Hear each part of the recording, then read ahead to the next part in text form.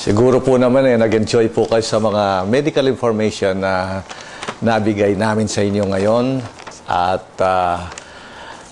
like any other previous episode po dito sa WhatsApp Doc, they're all informative. And now, ito po ang episode on Armando Garcia Medical Center.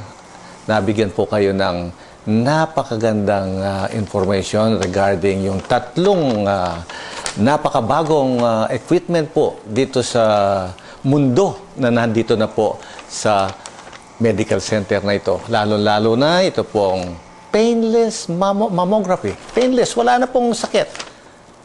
At saka po itong inaalis po yung bato sa liver at sa pancreas without any surgery.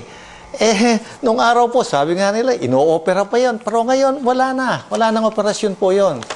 Yung inaalis yung batong yan. Kung nagagawa po nila sa Manila, nagagawa rin po dito sa Angeles, dito po sa medical center na ito. And lastly po, itong laser na ito.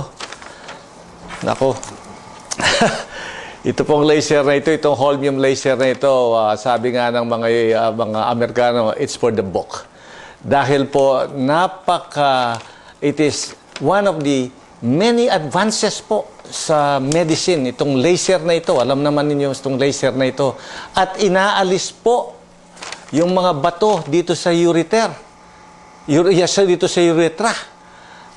Iba na po yan. Iba nang usapan po yan. Kanya, ang masasabi ko po sa inyo sa aming episode ng WhatsApp Doc, kung ano pong nagagawa nila sa Manila, sa St. Luke's, UST, magagawa po rito sa Angeles, and most especially, dito po sa Armando Garcia Medical Center. And with that, marami po salamat sa inyong lahat.